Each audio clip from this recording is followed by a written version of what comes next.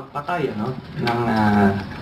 ng mga Pilipinong hindi nilitis, hindi man lang drinantes tsaka pag kahit addict yan, i-rehab mo yan. Di ba?